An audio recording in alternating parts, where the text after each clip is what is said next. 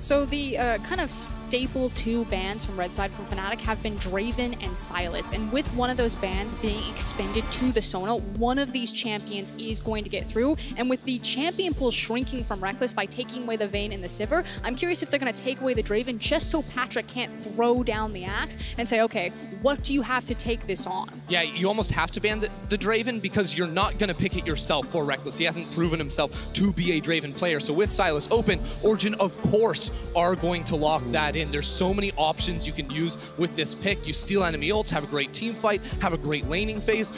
He just basically does it all. And now I feel like we're forced into a situation where Fnatic have to pick an AD carry in these first 3 picks at some point. It might be the first rotation, it might be that last pick on red side, but the pool for Rekkles is shrinking by the minute now. However, we do get, once again, a comfort pick for Broxah in the jungle. I mean, the pick that you would assume that Rekkles is going to go for is something like the Kai'Sa in tandem with Hilly's Alistar, but I doubt that we're going to see those champions paired up together. They'll probably get one or the other, and then Origen will deny the rest. Difficult here now already with the Sylas being locked in. We see Lissandra on the opposite side.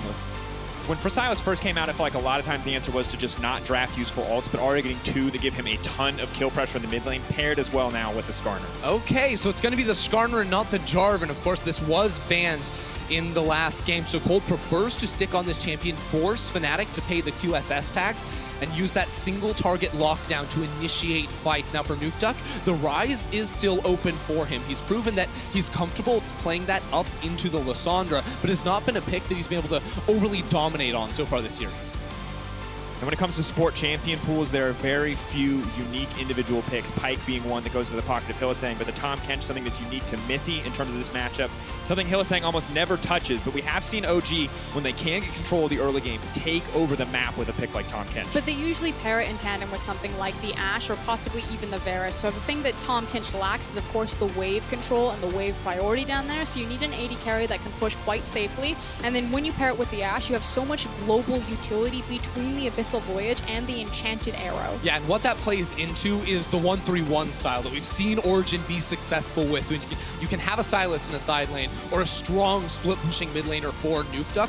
The Tahm Kench is very good at just being mid lane and having the ability to show up in those side lanes if Fnatic were looking to collapse and punish a split pusher. And with the top side of the map now locked in for Fnatic, I expect we will see more bot side focused bans. The Rakan not only taking away from Hylissang, but making the Xayah option a little less appealing for Rekkles as a champion pool, once again, just continues to shrink. And that's the idea. It's, okay, what do we know Rekkles will play? Well, he doesn't have access to the Sona this time around, so you're looking at the old school Xayah, the Kai'Sa maybe, and if they really just want to punch Rekkles, then you'd ban something like a Kai'Sa here, or possibly even an Alistar to make the Kai'Sa less viable. And you pointed out earlier the Ashe plus Varus picks that Patrick would potentially love to have here. The Varus does get banned away, but Ashe is untouched. The Ezreal also hasn't been found. I'm not sure if Patrick wants to return to that champion. They just got messed with in that last game. That was not a good look for him on the Ezreal, but of course it has been a consistent pick for him that he's done pretty well on. And so Ezreal Tahm Kench, though, does feel like hard conceding on the bottom side of the map. True. It means that we can expect Origen to play more around the top side, but these last 8 seconds, I think, are going to tell us a lot as we see Fnatic's 4th pick here. And the Pyke being locked in is a huge confidence statement from Hylissang. Yeah, Pyke also not too bad into the Tahm Kench. You can blast through the shield. If he uses that too late with the ultimate, that'll just execute targets. And you can try to pull people away from the Tahm Kench with some of the utility in your kit. But it's also the fact that they're giving last pick to Rekkles, trying to get him more information about what he's facing in that bot lane. So this still tells me that Fnatic have the same strategy of it is going to be about the bot lane. We need all of the information possible to sculpt out a winning lane phase for Hilly and Rekkles. And this makes me think that it is going to be a Jinx or a Tristana, that they are trying to find one of the last remaining 3-item carries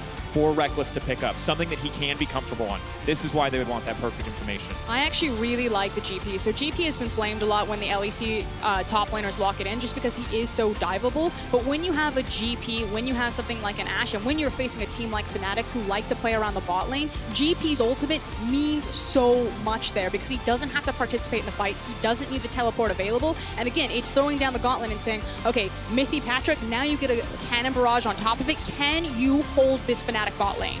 In the end, it will not be a 3-item period. It'll be the 2-item Kai'Sa. And of course, important for Rekkles to find some comfort in that bot lane phase. But The GP now locked in, commits Nukeduck to the mid lane with the Sylas, and so many potentially explosive matchups here in the early game. Yeah, I do like the style here from Fnatic. Another game where they don't necessarily have the cleanest front-to-back team fight later on, but they have a super explosive mid game where they have many dive tools to try and catch you out. Because again, Origen, with this composition, are looking to spread out across the map and slowly burn you down.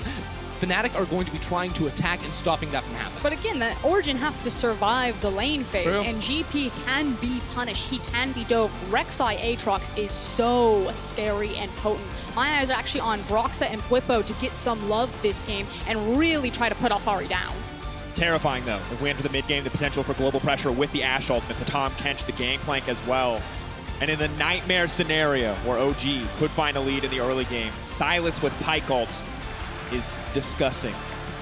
But here we are, folks. Once again, it is match point. OG have built their advantage, and now they can look to cash it in with one final game. But I imagine Fnatic and the Fnatic fans in the audience will have something to say about that. They are waiting for a Game 5, for another Fnatic win, and for Silver Scrapes to potentially carry home a Fnatic victory. And Origen staring them down. One win away from the rematch in Rotterdam up against G2. It's within their grasp now, Dracos. All they need is that one final Nexus, and they're going to the finals. Pressure on both sides, no doubt. And it feels like both teams, to a certain degree, getting a lot of comfort in this draft. We've got the Ashe Tahm Kench, very quintessential Origen-style bot lane. And if you want to talk about them playing that Korean style, that clean macro style, you know, the Prey and Gorilla special showing up here on stage. But this is it, ladies and gentlemen. It is do or die once again for Fnatic. There is no rest for them after their first two losses, and OG going to look to close it out right here. Level 1, eyes on Fnatic. You can see a trap possibly set up for Origen, so definitely doing their homework and scouting something out, and we'll see what Nukeduck's able to do here against Rekkles. This is a classic, the dash over the wall. Last time we saw it, it was Hylissang's Rakan, I believe. Abscond, abduct, ready and available. If they shut down Rekkles early on, it very quickly set the pace for this game. Dash forward, holding onto the stun. Nukeduck is just going to walk away. We'll give up a decent amount of lane pressure by starting with that instead of the chain lash into the mid lane. Well, actually, a lot of the times with Sylas, because you get 2 casts on the E, you can access your passive twice on that first wave. So it's really not a bad spell to take.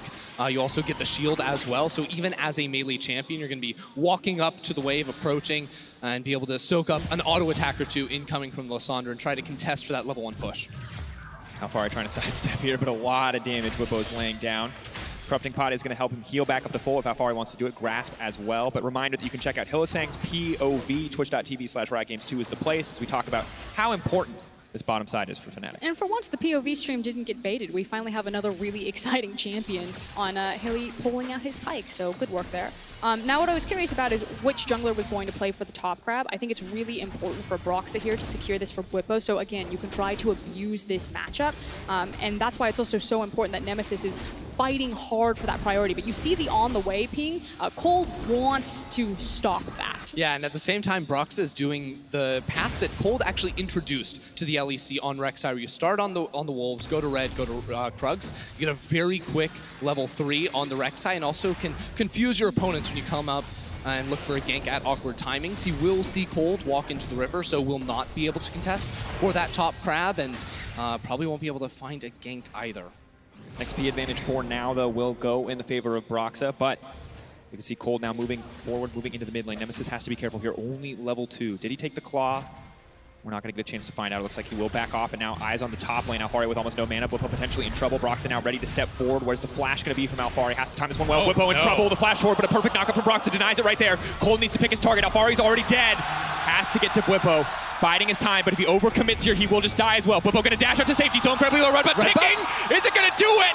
No, regen is just too much! So much expended right there, and Bwipo walks away, also has access to the TP, and the wave's in a great spot for him. That gank should not have worked. We actually saw right before it happened, Cold used a danger ping on the top tri-brush. He knew where Broxah was, but was not able to show up fast enough. Alphari thought he could make the 2v1 happen, but unfortunately it was just so close and couldn't finish the kill. And how many Fnatic victories have started with Bwipo surviving when he absolutely should not? That was the story of the Vitality series. OG need to come back from this. And the mentality is that once this top crab goes down, you think there's no reason for Broxah to be here. He doesn't have anything to farm. So again, it's that creative early pathing that the crab is down, Alphari, you're probably fine to be this far forward. Surprise, here's Broxah. Yeah, I just don't understand because they literally called it out. They knew what was going to happen.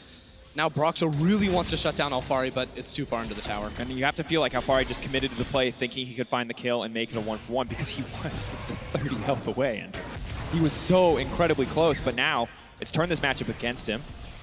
Despite that, though, managing to hold on to the CS advantage, and of course Gangplank will still be relevant at that level 6 across the map. Yeah, I would be surprised to see Broxah dive. If you're remembering game number 3, then you're like, oh yeah, here we go. But without the flashes on these two top laners and with the remove Scurvy for Gangplank, it's not the easiest play to pull off. Also keep in mind that crucially, Nukeduck finally has the push in this mid lane. It's one of the reasons why we see Sylas banned so often, because even as a melee champion, he can very easily push through these waves and stop you from moving around if you're a player like Nemesis. It's also the fact that you're dealing with multiple teleports, so you'd have to make sure that if you went for a top lane dive, it has to be on point and it has to be done quickly. Otherwise, multiple TPs, multiple people in your lane, and you're punished for overreaching again.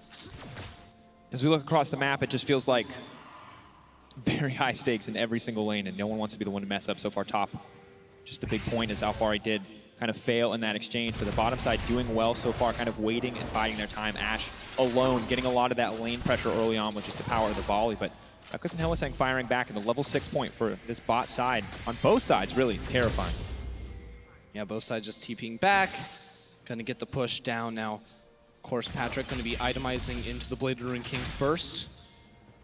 Get that extra sustain and the damage here on the Ashe, who, when she builds the Runans especially, that's an item you don't usually see on a lot of different carries. She gets a lot of AoE damage and can proc the slow onto multiple people. So good itemization here from the Ashe. Of course, top lane Cold is up here. But once again, the focus, the TP's now coming in. How much time can he buy? He's almost immediately going to be deleted off the face. Alphari going to pick that one up, and Reckless burning his TP now to the top side. We'll pick up some farm here, but not an ideal exchange. Now I wonder, is Fnatic just going to full commit to the lane swap? Because Hylissang is running towards the top side of the map. They may just go ahead and do it, because if you look at the CS differential bot side, Reckless down a little bit. He's down 10 currently, and Patrick, Mithy are going to be hard pushing in. They may just be totally comfortable taking the lane swap and saying, we'll get out of the 2v2, we'll get out of the 1v1 and look to burn and trade towers. The only scary thing there is that it is a Mountain Drake, and we've heard pros continuously talk about how fundamental that dragon can be for early Barons. No flash. Sorry.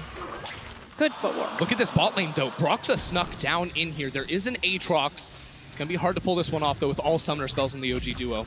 Making sure that he can farm safely for now. We'll clear out that wave, stop any more tower plating from falling. 2, though, going in the favor of OG is going to give them a small gold advantage here early on in what was, honestly, a very chaotic series of play as we have the lane swaps coming out.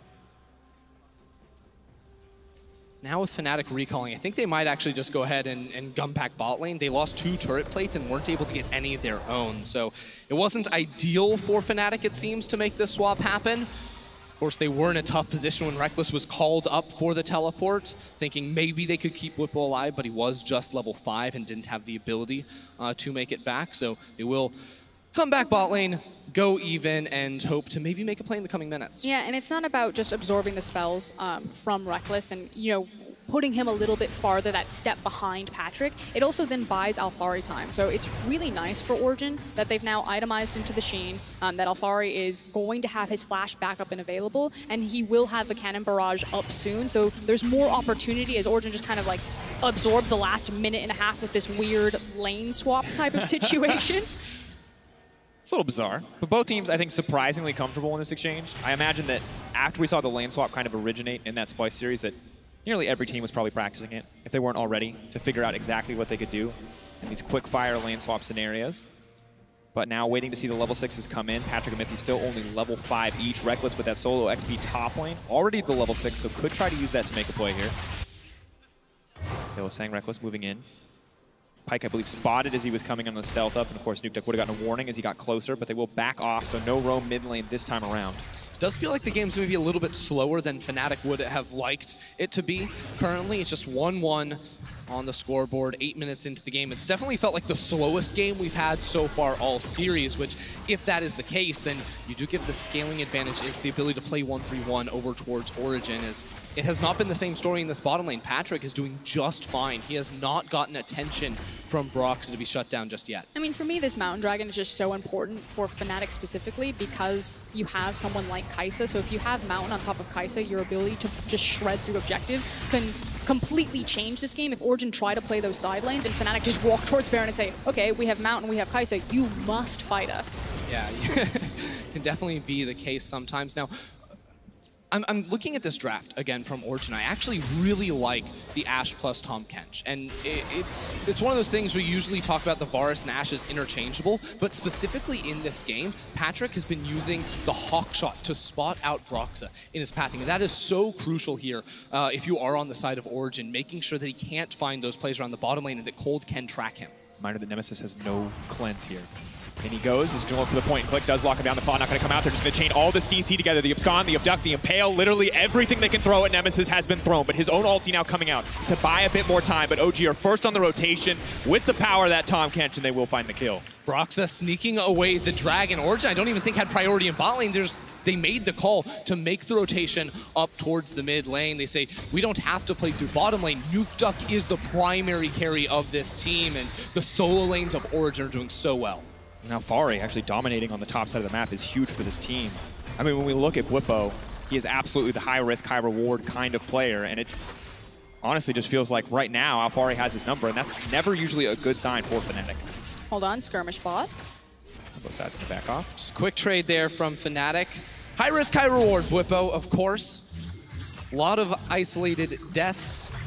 Lots of deaths at the 15s, but he gets some solo kills as well, so why not? It's not just about, you know, what top laner gets what solo deaths, how much you fall down in CS, because statistics don't tell the whole story. I think what's interesting about Alfari and Bwipo is so many pros talk about how potent Alfari is in his individual lane, how he is an incredibly smart laner, he knows how to manipulate the wave control, he knows a lot of different sides of matchups, whereas Bwipo, it feels like he's more focused on how he interacts with Fnatic as a team. You know, he's fine to go down in the CS, he's fine to be the big tank, and kind of like his responsibility to the higher composition. And I think that's what matters more in finding the difference between these top laners. Well, that thought. Patrick now stepping forward, has burned the ultimate. Reckless now has to run. They're going to back off. The tongue lash is there. Patrick, flash out. Hylissang, not going to get the ulti there. They are going to return. Really good trading, yeah. Mithy and Patrick. Mithy also using the Devour to make sure Patrick couldn't be flipped underneath the tower there and take any extra damage on the back end. So there's a very different story. And once again, it's cold around this middle lane. This is something I was asking for after game number 3. Put some priority, put some emphasis on allowing Nuke Duck to shove up and play forward. And all of a sudden, it's Origen with complete control over the other areas of the map because they can move first. Now Broxah wants to get something back on the top side as he sees his bottom lane falling apart. Cold already moving down to the bottom side. They're looking to get that tower first blood. Broxah hoping to catch Alfari out. All Gangplank ultimate being used. This will clear the wave. This will stop any threat of a dive unless they can try to force right now on the side of Fnatic.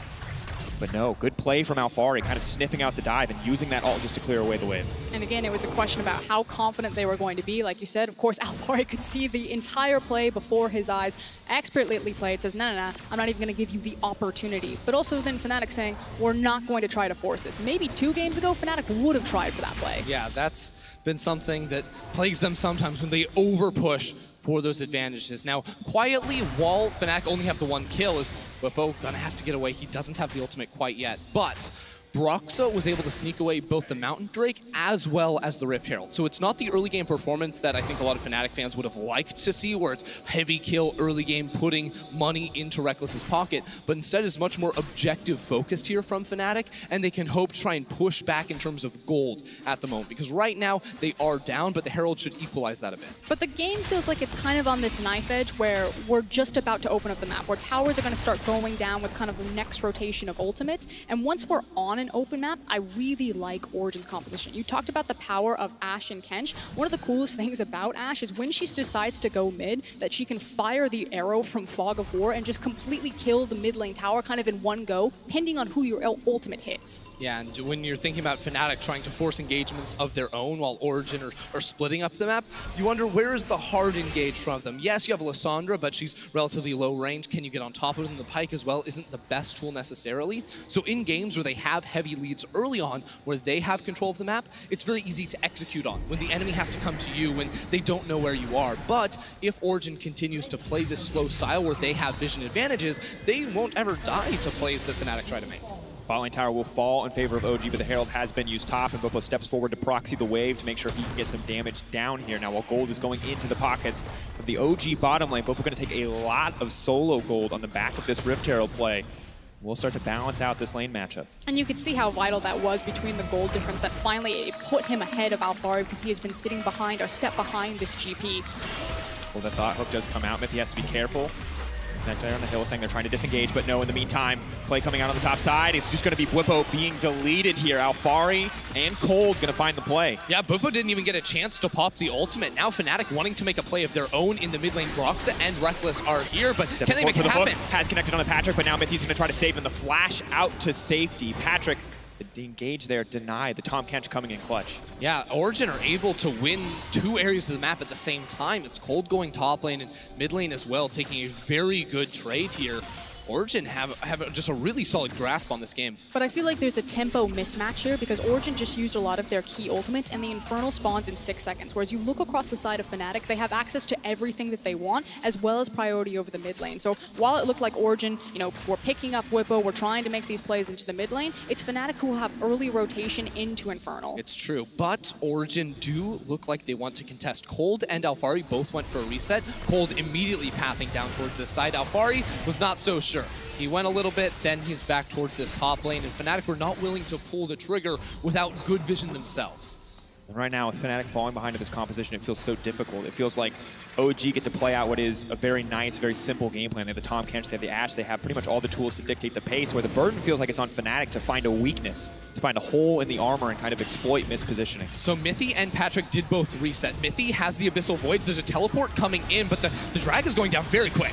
He's just immediately going to get deleted, but now Nuke Duck decide, will they find the engage? Has the Lissandra ult up and available? Will they commit for more TP being used mid lane? Patrick, the arrow will be up shortly. They can try to just delete someone off the face of the map, but Bwipo and Broxa waiting off to the flank. Nuke has to be careful here. They're on a ward. Out.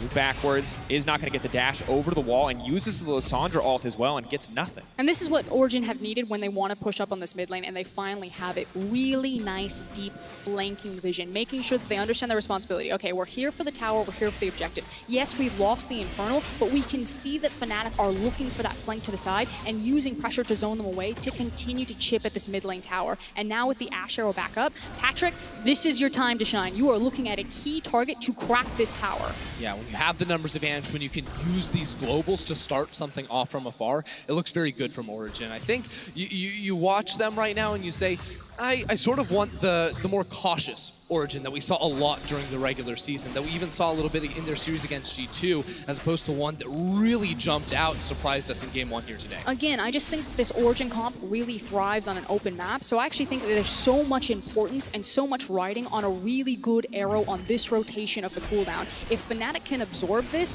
we talked about scaling. Fnatic also have a lot of scaling on their side. The longer this mid tower stays up, I still love the 5v5 potential with Fnatic's Kai'Sa. And of course, going for the early Q evolve, Reckless. It's going to be a little bit slower to get the active E evolve, but he's going to be able to do a lot of damage still once he gets to 2 items. And I think no doubt in the late game team fights that without an arrow, Kai'Sa easily going to outdamage this Ashe if set up for success. And even with the arrow, see Hylissang's itemization. He immediately purchased the Quicksilver Sash. He knows that if he wants to play aggressively in any of these fights or skirmishes, there's going to be a Skarner Impale coming through, the arrow as well. So there is a little bit of survivability on the side of Fnatic to absorb, as you mentioned, that initial engagement from OG. Checking in on the mid lane though, OG going to take control here. Fnatic going to be forced to respond. And OG have their sights set once again on that mid lane tower. Hylissang just hovering outside of vision there on the stealth, on the Ghostwater dive, but not going to push for an engage here. Bwipo on the bottom side, Nemesis on the top side. They just do not have the members of their team to stop that one from going down. Yeah, the biggest issue is that they don't have access to the TP from Nemesis, so anytime Origen have information on him on the top side, they know that he pulled the trigger on that for the Infernal Drake, and they feel confident that with their flanking vision on the bottom side that they can go. Hylissang locked up. As the QS is available, is just going to wait that arrow up, and Nemesis off to the flank, looking to find something. Is going to lock up the Skarner, but now Fnatic trying to find the fight. Whippo off to the flank. They want to kill someone. Now Mithy's been forced to use the Devour onto Cold, trying to save the day. Cold goes golden. Whippo under the tower, trying to find something. Will get the kill right as the reset comes down. Hylissang now looking to keep it rolling, but OG respond with kills of their own. Patrick flashing forward fearlessly to find the kill. Origen are able to punish Fnatic right there. It's a double kill for Patrick, and they once again maintain control over this map. Fnatic really pushed there, and Nuke might want more. Is marked. Rek'Sai could come out. It's just going to hold off. It's just going to back off here in the exchange, but well played. Once again, tower diving. Feels like it is been the biggest risk across all of this series. But that was just a separation that the back line of Fnatic couldn't follow the front line. And so I actually give credit to Whippo and Hilly at least picking up some kills there. But like you're saying, well played for Origen. My question is, what does this team fight actually mean for Origen? Because we're just posturing the mid lane. We weren't fighting for the objective here. Yeah, they were just going for that 5v5 in the mid. You can see Fnatic in this really tough position. They didn't want to dive the tower, but they were put into that place. Because this turret has not gone down, the low HP bars where Pyke could get the execute were underneath that structure. So he had to commit if he wanted to trade those kills, but unfortunately it is not a winning fight for that overcommitment on Fnatic's side. And now we see 2K gold lead in the favor of OG. The Dragons definitely in favor of Fnatic. To see what else OG can do. Frostfriend, you talked about it, and it feels like we are waiting on that big play from OG. This time they were punishing Fnatic for making a play of their own. Will we see OG make a proactive play? They got it, and so the mid lane has now opened, which gives them so much more access towards that red side jungle. But now kind of the next big objective for them is trying to get that top tower down, not just so we can play around the Baron, but so you can play around the Abyssal Voyage. Again, trying to pick out Fnatic members if they're off in these side lanes. The thing that's kind of slowing down that setup is the Infernal Drake about to respond. And you can tell that Origen really put emphasis on this because they don't want to give away double Infernal. Because, again, scaling, I'm not super decisive on who actually wins this in a late game. Yeah, I think that OG have a lot of tools for the front-to-back team fight as well as trying to split up the map, but there's always the Kaisa and the snap-engage dive potential of Fnatic where if they can jump onto your backline, they can kill you. But watching Origen now, they have a lot of really good vision. Look at those control wards around the mid lane. They're just waiting for Fnatic to walk into them. Hylissang, though, still fishing, still threatening constantly. Aftershock, though, burn if they do try to force a fight in the next few moments. They might have the free tankiness, and now OG posturing, ready to find a pick here. Nemesis has not overstayed. OG now turning their attention instead to this Dragon, but the Scuttle Crab is going to give Fnatic enough vision to know if they want an arena, they've got it. It's right here. Who is going to take the fight? Alpari stepping forward. The arrow does immediately come out now. Alpari pulled back in the middle of the team, but the Gangplank just going to cleanse away. Mithy going to save the day there. A lot expended and nothing going to fall. OG just going to turn back to this Dragon. They're trying to get it. Will they extend the play as well? And the Cannon Barrage just delays so much. Fnatic can't walk through that giant slow field. Origen will take it. They have the Voyage. They want the kills. Hylissang has to be careful about stepping forward. Whippo is going to get taken down here. Nuke Duck now on a killing spree.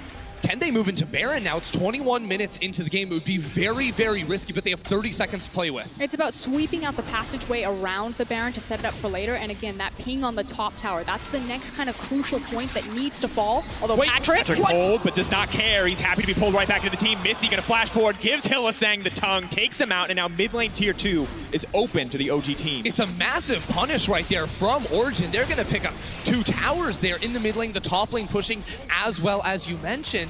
And the game just exploded off of 1 Infernal play. Yeah, Patrick just plants his feet and says, no, I'm not caught, you're caught. And he immediately turns around and again, that tower should still be there. That's a huge mistake from Fnatic. Origen now have so much control with an Abyssal Voyage, with a Cannon Barrage to play around this jungle and to really start moving and speeding up tempo of this game. And I mean, without the turret to fall back on as well, the long-range engage of Origen, whether it's the Cannon Barrage, the arrow, or just Cold running so fast at you, it means that you don't have a safety net to fall back on if you are Fnatic. You have to be much more cautious in this game, and it becomes very difficult to get vision over the river, which will inevitably lead to Origen being able to try and sneak a Baron.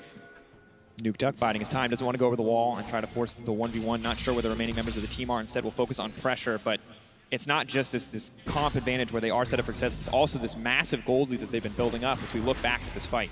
Yeah, watching this one more time, this is after all the damage came through, and the Abyssal Voyage just to zone Whippo back in towards the rest of the team. I feel like all the groundwork was what was really important right there from OG. They got so much chunk onto the enemy team inside of the river, and now Hylissang jumping forward without knowledge of where the other members are. This is a Hylissang that constantly looks for plays even when behind, and these are the situations that punish him and his team so much. I mean, obviously just fishing there for something. Wasn't expecting probably the damage and the control that Patrick would have behind this Ashe, but you can see through her itemization, she's feeling very strong. And once again, the more that this advantage extends for OG, the more these item spikes are delayed for Rekkles, who was the key carry for the team in the game that they did manage to win. OG gonna grab a tier 2 uncontested completely by the side of Fnatic. Now using the Tahm Kench ultimate as well. Are they just gonna go straight onto the Baron here? They were seen on the ward, so Fnatic should know something is going on. There's also a ward outside of the pit that sees them leave. So now Fnatic know it was not started up and they don't have to risk anything by walking in. I mean, the game plan was if that control ward spots any sort of vision, then you clear the vision, you back off. You're like, okay, this is fine. If it doesn't, you 100% go for that. Absolutely the call, and that could have been hugely decisive, but luckily Fnatic, you have just enough vision there with the blue trinket to spot it out. Rekkles getting closer and closer to 2 items. Patrick on the way to 3. The Infinity Edge on Ashe, nothing to sneeze at. Very, very powerful spike. And it honestly feels like at this point, OG are in a position to just take this game and to take this series. And Fnatic, while they showed us so much in Game 3, it does once again feel like OG have been the team to outplay thus far in this game. Reminding people that this was not the expected result overall. After the series versus G2, no one had a ton of faith in OG, but games 1 and 2 kind of changed our minds. And here in Game 4, they're reminding us, you know, why they are so good, why they were able to stand at the top and secure second place in the regular season. And credit to Alphari and Cold to set this Gangplank up in a position of power where not only did he survive his own lane and really put Bwipo into a hole, but he was able to impact the map with that cannon barrage. You know, again, time and time we say, you can punish the GP, you can do something. It's such a, you know, an arrogant pick, if you will, to do it blind like this. But time and time again, our LEC top laners are showing their mastery over this champion and understanding the resources that he requires. Ooh, Hylissang has to be careful here. Has the QSS, the luxury of getting out one time, but burning that before a major team fight could be a massive detriment. Patrick ready at the moment has his finger on the trigger here with the Ashe ultimate. Fnatic waiting. Fight. They get the hook, but do they want to fight here? Next on a Cold. They're now fighting in the pinch. Good for Nemesis, but also good for Nukeduck if he takes the ult. Yeah, they need to be very careful. As soon as Nemesis clawed out, you didn't have a big cooldown, so Fnatic are just going to wait for that repeat. Here we go, claws back up. Bwipo now trying to find a way into the fight, forcing out the Tahm Kench Devour early. This may be the chance to respond, but Nukeduck is on the backside. Lissandra ult also going to come in, going to disrupt the fight, going to start to cut through these members. Nemesis alive and well, zoning the team off, but Alphari now on a killing spree. Nemesis, no path to retreat, and OG take the fight. Doesn't even matter that Origen are completely split at the start. They dominate the jungle of Fnatic, making it look easy. Now with Nemesis down, Hylissang as well, they can go for the Baron. And their prep work has been done. The fact that they know exactly where Fnatic would try to come into this jungle, the fact that they denied the blast cone potential here, and now Mithy has spotted out Broxah, expertly set up from Origen here for this Baron. They've got 3 members chasing him down. 3 stacks. Is just going to be able to eat him up as he tries to go through the tunnel. They're going to take down the jungler. Baron, of course, reset, but I don't know if it's going to be enough. OG going right back to the Baron, going to try to take this one down and continue to extend their lead. OG on the cusp of facing G2 in the finals. Fnatic need to find a way back into the game. This is the Origen that climbed up to 2nd place in the regular season. Calm, cool, collected, and clean here as they jump up 11-3 in kills with an 8,000 gold lead. Baron buff, and they're looking to just move right along.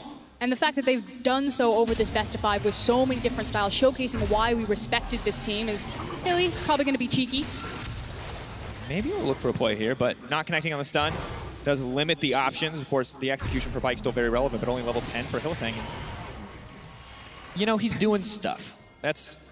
Doesn't amount to much, I think, on the map, but does let him get vision in the enemy jungle. Again, but the idea that Origen have come into this best of 5, that they've shown so many different looks, so many different champions, and have also gone toe-to-toe with Fnatic, who were heavy favorites going into this in the standard League of Legends. So huge props to Origen in their comeback from their defeat against G2. So this start of the fight looks good from Fnatic. Again, 5v3 right off the bat, but the Cannon Barrage zones the entire backline of Fnatic. They can't do much given this situation, even though the revive comes through from Bwipo. Origen are eventually able to group up as 5 and just push back against Fnatic because of the Cannon Barrage's zoning capabilities. And we're once again in a situation where it feels like Bwipo, Broxah, Nemesis, they're all diving the backline, but that leaves no one to protect Rekkles, and it feels like he never gets to auto-attack in these fights. And it's a difficult position to be in as a Kai'Sa, because you're very short range, and when you're ahead with that ulti, it feels so good, but when you're behind, just not a lot you can do. And now we're trying to figure out where the last stand is going to be for Fnatic. At this point, you're just trying to staunch the bleeding. You just want to slow down Origen's roll to victory. Pressure, though, coming through. Nukeduck ready to steal a few more ultimates, is level 16. Can start to pressure out here with the Lissandra ult as well. Double cannon minions. No one really going to be able to approach that one. Instead, they're going to focus on clearing mid while those are not Baron empowered. And Mythi's Tahm Kench just coming up clutch right there. Again, Hillsang, it feels like he can't do anything. He saw this matchup, but he walks up, he hooks. There's nothing else for Fnatic. They must give up their inhibitor. The stand will not be here. They can't do anything. They just continue to move forward. They break one inhibitor. You feel like they're just going to move into mid lane and look to take another one. And once again, Fnatic, as you mentioned, Frost, have to choose their place to fight. They have to choose their last stand, and they have to choose it well, because this is literally their last chance. If they lose another fight, they will lose this game. And that's the decision making. If you pick a bad fight, like you're saying, you lose the game right there. You either give up the gold lead and you live to fight another day, where your spring, split, and MSI spot is on the line. Rekkles, though, with the double daggers now has the Q and E evolved, just enough attack speed. They can look to get this fight kicked off, but the arrow goes in just to stop any further engage options. Hillsang now fishing off to the side. Fnatic, will this be their final fight? No. Look at where Bwipo is. Now, look at where Bwipo is. Going to go in, but Nemesis doesn't commit. Feels like the TP may just be used for nothing. Will Bwipo continue to extend the fight? Stepping forward with the ultimate, but he's the only one on the front line. The rest of the team can't move in. Hillsang trying to get something, but Bwipo has burned the ult for nothing. Rekkles completely zoned out with the cannon barrage, and now they're just going to try to pick off Nemesis, forcing out the self-ultimate immediately. OG could look for the turn and burn here. They have the Aatrox ult. Nukeduck ready to run in. Abscond. Abduct, where's it going to go? Hillsang has to sidestep, but OG now set to barrel down this mid lane and take even more from Fnatic. They just can't touch Origen. Origen are unstoppable at the moment. 2 inhibitors down now. They can walk back up top lane after this reset. Origen are looking so good here in Rotterdam. And again, another perfect ultimate coming out of Alphari to separate Rekkles from the fight. There was no way that Fnatic were going to have any sort of follow-up. Fnatic are frankly lucky there that they did not get wiped and just lose the game. Yeah, Fnatic need a new way to team fight, because running at them from the front is not working. Somehow they must come in on flanks. They have to try and dive Patrick and Alphari, but at this point in the game, when you're down 8,000 gold, it seems almost impossible. But what are you supposed to do when you have so many fed members from Origen? Like, we keep talking about Alphari and Cold, and yes, they played the early game so well, they had that transition to mid game, but at this point, Nukeduck is also just a monster. 4-0-2 on this Sylas. He's got 75% crit chance, sitting on 4 items plus those boots. There's just nothing you can do to stop this guy. Patrick is terrifying, the Gangplank is terrifying. 3 items. Frost, you're mentioning Nukeduck, he's got the Proto Belt, he's got the Lich Bane, so much just innate burst coming in from the item selection. And if these team fights go long, then you're going to get multiple ults from this Sylas. And we still haven't seen a death from below. We've just seen the Lissandra ults coming out. And Fnatic, once again, huge burden of execution to try to come out on top here. Origen, all they have to do is watch their flank. You see Nukeduck and Cold off to the side. They know that the only way Fnatic can approach is from the side. So Cold watches that, makes sure Hillsang can't get in there, Broxa can't get in there, and it makes the siege so safe. They're waiting for the minions to push through bot lane before they can break top. Hillsang has to be careful. He continues to step forward. He continues to fish for one miracle hook that could try to win the game, but it feels nigh impossible with the Tahm Kench ready and waiting just to deny him in this exchange. 1 tower remaining. Now the minions finally crashing on the bottom side. This is the key for OG now to push forward. Will there be enough wave clear with 4 members standing, or will OG actually go for the dive? Look at this. They're holding the wave too. Immediately when it crashes to the tower, that's when they pull the trigger. Perfect wave timing. Patrick now stepping forward. Has to be careful, though. Still has to give them a decent amount of respect. Instantly cleared by Bwipo. Enough AD on that Aatrox. The second Q will clear the wave. Hillsang now fishing, seeing Nukeduck alone with the dash out, with the abscond. Keep the hopes alive. Yeah, and Origen again playing with the wave timing, just trying to split up Fnatic, looking for the window. Again, Nemesis not going to go in. The dash out. Hillsang on the retreat. Patrick starting to free hit onto this tower. Bwipo using the ultimate, massive cooldown to use, but not quite the fight that they wanted. Now stepping forward once again, the Frozen Claw not going to be taken. Bwipo using the ultimate for nothing in this exchange. Still minions coming in towards the base. OG will not dive the tower. They know they can continue to push, and there's even a Baron spawning in 10 seconds. Fnatic have nowhere to go. Their backs are against the wall. The patience, the control from Origen, this is not making the same mistakes that we saw previously from Fnatic. They came here for the objectives. They're now looking for the Nexus. Looking to break that 3rd inhibitor. It's almost impossible to come back at that point, but now they have to force the fight. They have to try to find something. Whippo into the backline immediately, just trying to delete Patrick, but Mithy has now used the Devour. Fnatic, can they turn the fight? Nemesis is alive and well. Reckless is still okay. They're going to try to get a little bit more, but Nukeduck is simply too strong. Patrick not going to get taken out. Hylissang desperate to get it, but the flash is still there. OG, I cannot believe it. Dominant fashion game 1 and 2, but Reckless tries to make the hero play. Hylissang still alive, but there is no reset here. OG, will they end the game? Will they push for it here? They have 3 members. They're approaching the tower. We want to get a little bit more. 2 towers stand in front of them. OG on the cusp of making finals here. Nukeduck now leaving. Hylissang trying to buy as much time as humanly possible. There's no members left standing. It'll be Mithy and Nukeduck. Alphari as well to end the game. They were counted out, but here in the Ahoy Arena, OG have cut down Fnatic and will find themselves in a rematch versus G2.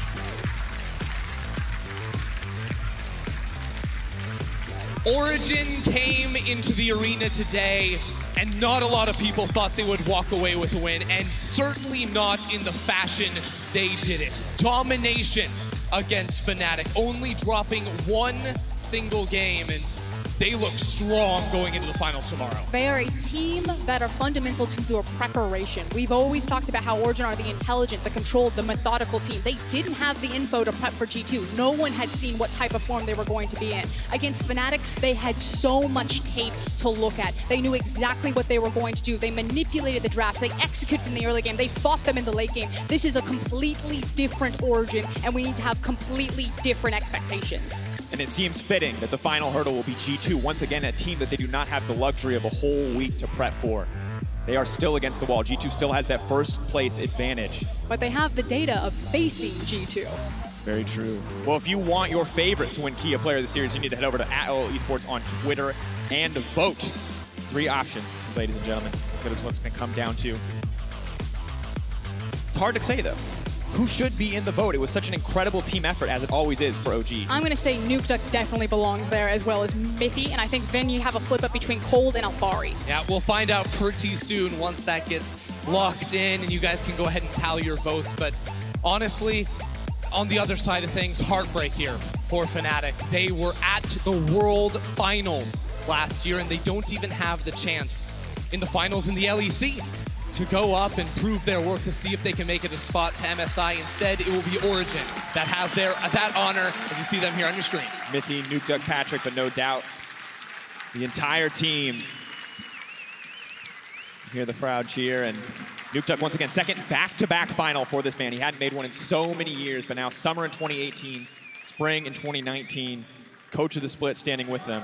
And I hope that this restores some faith in this Origen squad from the audience, that this is not going to be Origen walking into another 3-0, that this was a very different look that they got, that they now have more experience across from G2, and then hopefully they can turn things around, and hopefully more people are behind Origen, and we have a very competitive final.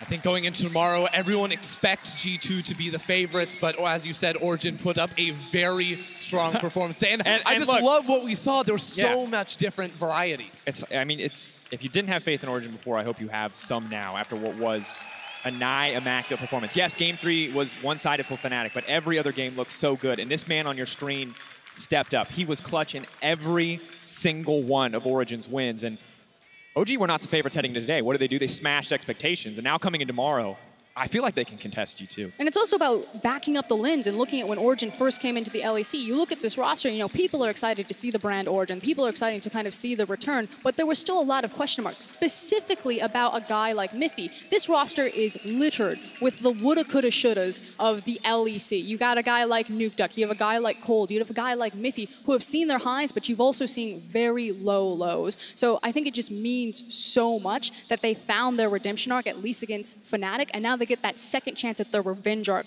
across from G2. It's just, it's the rematch in Rotterdam. It's the rematch. They literally played here. They played this game. They played this match last week. They played it 3 years ago, and now they're going to play it again. This time, though, Mithy versus Perks. Give me Blitzcrank Mithy again, and not though. NA Mithy. Yeah. This was right before Mithy joined G2. This was OG Mithy once again versus G2 Perks once again. But how much the stories have changed. Well, for more on tonight's semifinal, let's head over to Laura.